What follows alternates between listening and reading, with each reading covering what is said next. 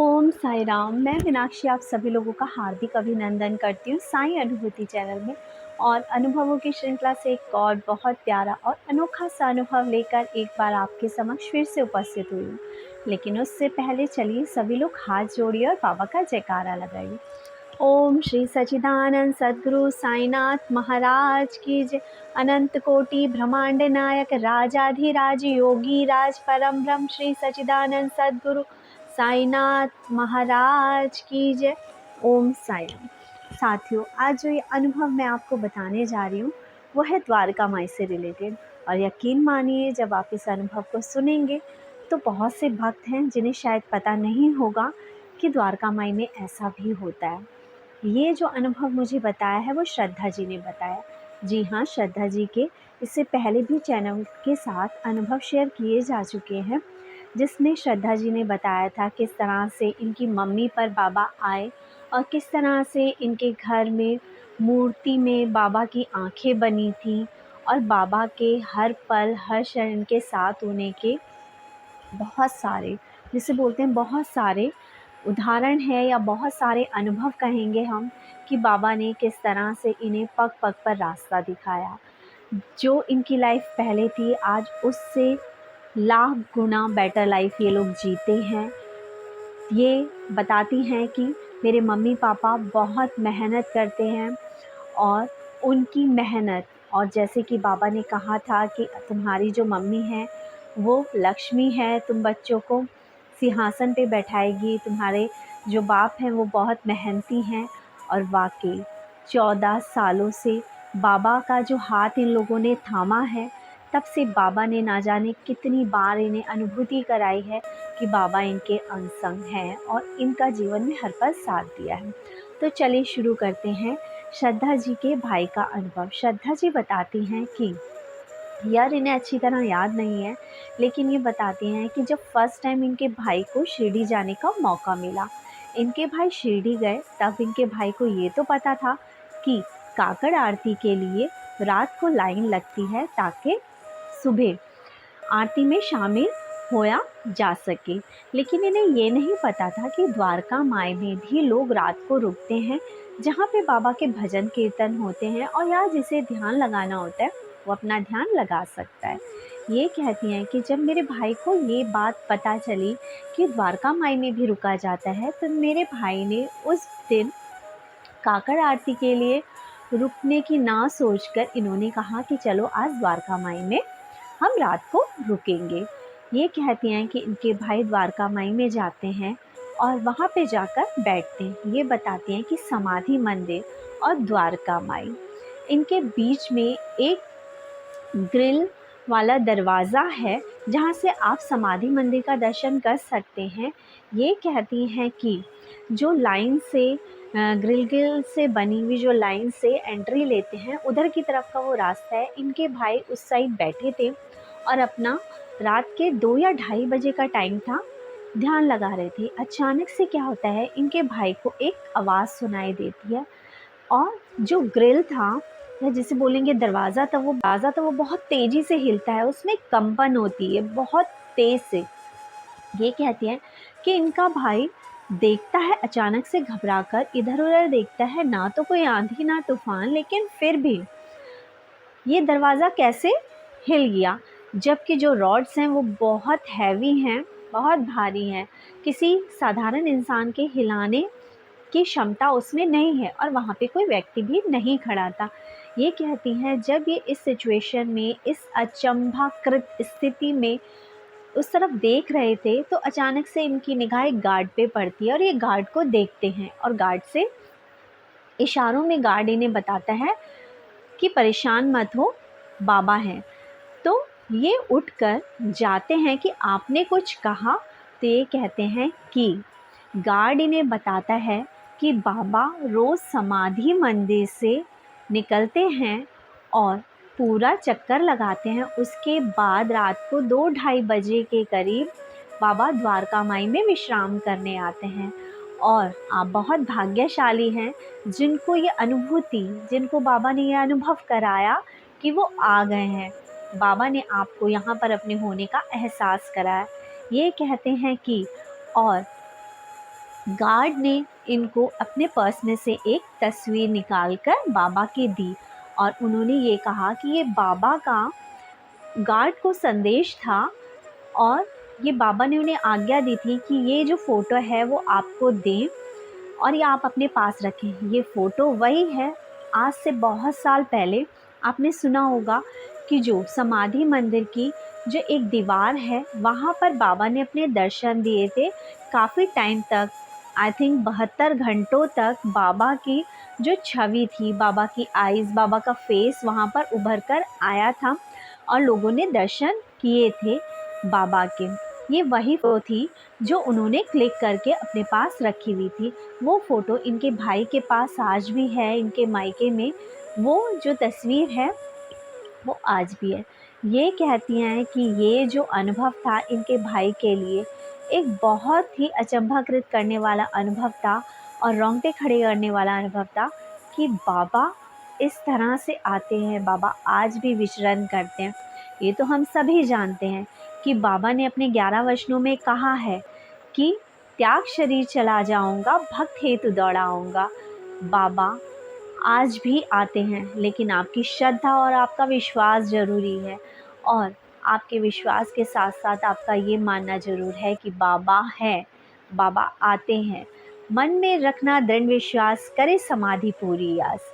बाबा के 11 वचनों में ये भी है कि यदि आपका मेरी समाधि पे पूर्ण विश्वास है, मेरे अस्तित्व पे पूर्णता विश्वास है, तो मैं आपकी रक्षा हेतु, आपको दर्शन देने हेतु, आपके काम बनाने हेतु ज़रूर आऊँगा। बिल्कुल, कहते हैं ना कि यदि आपके अंदर विश्वास है तो आप पत्थर में भी भगवान ढूँढ लेते हैं और यदि आपके अंदर विश्वास की कमी है तो आपके सामने साक्षात भगवान भी खड़े हो जाएँ तो भी आप ये यकीन नहीं कर पाएँगे कि भगवान हैं। ये कहती हैं कि बाबा जब से हमारी ज़िंदगी में आए, तब से हमारे घर में नित नए अनुभव हम सभी लोगों को होते हैं। ये कहती हैं कि ये बात 2009 और 8 की है, जब हम बाबा से जुड़े थे और बाबा ने हमारे घर में दर्शन दिए थे मूर्ति में, जब आईज़ उभर कर आई थी बाबा की। उसके बाद बहुत सारे जो खाना माँगने वाले या जिसे भोजन की इच्छा से युक्त जो बोलते हैं साधु आते थे इनके घर में, खाना खा के जाते थे और ये कभी किसी को भूखे नहीं जाने देती थी। ये कहती हैं कि उस समय पे जो सीरियल आया करता था स्टार प्लस में, ये हमेशा देखा करती थी और वो जो सीरियल था उसमें इनके हर सवालों का जवाब इन्हें मिल जाया करता था। ये इनके घर बाबा ने दर्शन दिए थे, उसके 1 दिन बाद सीरियल आया था कि यदि और इस सीरियल में बाबा ये बता रहे थे कि यदि आपके घर भगवान आए तो आपको क्या मांगना चाहिए उनसे। आपको मोटर, बंगला, गाड़ी, धन दौलत, ऐशो आराम मांगना चाहिए या आपको भगवान से भगवान को मांगना चाहिए। यदि आप भगवान से भगवान का आशीर्वाद और भगवान को मांगोगे तो आपके जीवन के सारे काम वैसे ही सफल होते चले जाएंगे। तो ये कहती हैं कि दीदी वो क्षण था जब मेरी मम्मी पे बाबा आए थे और मेरे से बाबा बार बार कह रहे थे मांगो और क्या मांगना चाहते हो, मांगो और क्या मांगना चाहते हो। तो मेरे मुख से सिर्फ यही निकल रहा था कि बाबा बस आपका आशीर्वाद हमेशा बना रहे, बाबा बस आप हमेशा अपना साथ दीजिएगा और कुछ ज़रूरी नहीं है हमारे लिए, यदि आप साथ होंगे तो। ये कहती हैं सेम वर्ड्स उस सीरियल में बाबा कह रहे थे कि जब भगवान आए तो भगवान से भगवान को मांगो। और शायद ये साईं की कृपा ही थी मुझ पे कि मैंने उस दिन बाबा से ये नहीं मांगा कि बाबा, जबकि हमारी लाइफ में बहुत सारे हर्डल्स थे, भाई की पढ़ाई को लेके, मेरी शादी को लेके, मेरी पढ़ाई को लेके, लेकिन फिर भी हमारी जीवा से ये नहीं निकला कि हमें ये चाहिए या हमारा ये दुख दूर हो। हमने बाबा से बाबा को मांगा और उसके बाद से हमारे हर संकट दूर होते चले गए। इसके अलावा ये बताती हैं कि इनके यहाँ पर एक बूढ़ी अम्मा आया करती थी भोजन मांगने के लिए। ये कहती है हमेशा हम उनको आटा दिया करते थे। वो कहती थी कि वो राजपूत हैं, वो किसी के घर का खाना नहीं खाती, अगर देना है तो मुझे आटा दो। ये कहती हैं एक बार ऐसे ही हुआ, जब वो खाना मांगने आई तो मैं अंदर गई और मैंने अपने घर की जो रोटी थी उसमें अचार रख के अम्मा को देने लगी और अम्मा ने बड़े एटीट्यूड में दिखा के मुझे ये बोला कि मैं नहीं खाती हूँ किसी के घर का खाना, देना तो मुझे आटा दे।